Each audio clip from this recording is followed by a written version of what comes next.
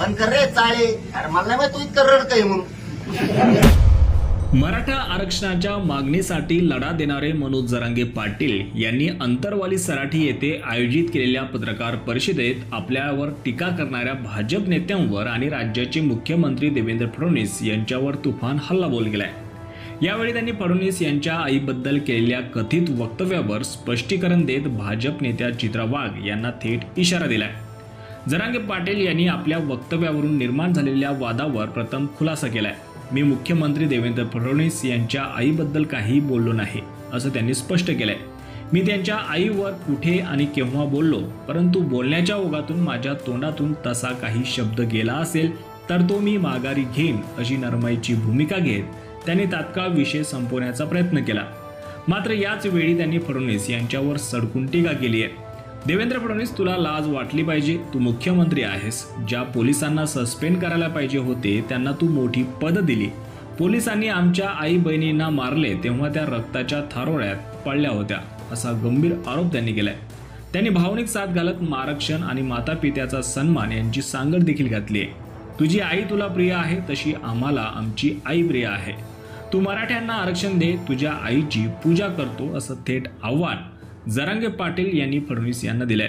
मनोज जरांगे पाटील यांच्या विधानानंतर चित्रा वाघ, प्रसाद लाड यांच्यासह भाजप नेत्यांनी त्यांच्यावर टीकेची झोड उठवली होती. चित्रा वाघ यांनी तर जरांगे यांनी देवेंद्र फडणवीस यांच्या आईला शिवी दिली असा आरोप केला होता.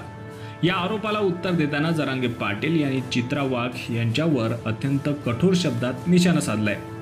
जरांगे यांनी म्हटलंय की ती जी बाई बोलली कोण वाघीण, तिला आमची आई रक्ताच्या थारोळ्यात पडली होती तेव्हा दिसलं नाही का, असा संतप्त सवाल त्यांनी केलाय. जरांगे पाटील यांनी चित्रा वाघ यांना विचारलंय की तेव्हा तू कुठे मेली होतीस?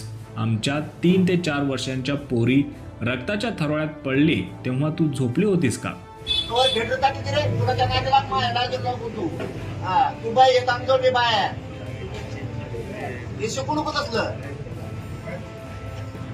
आमच्या आई बहिणी 307 किलो तयार केल्यावर जमन का?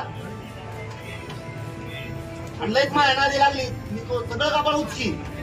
जरांगे पाटील यांनी महिलांवर झालेल्या अत्याचाराचा मुद्दा उपस्थित करत चित्रा वाघ यांना कायद्याचा इशारा दिलाय. तू बाई असशील तर आमच्याकडेही बाया आहेत. आमच्या आईवर 307 ची केस लागली, तुझ्यावर तशी केस केली तर चालेल का, असा सवाल त्यांनी विचारलाय.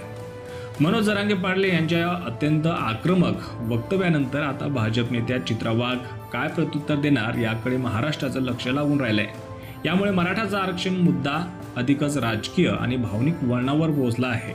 याबाबत तुम्हाला काय वाटतं? तुमची प्रतिक्रिया कॉमेंट सेक्शनमध्ये नक्की कळवा. धन्यवाद.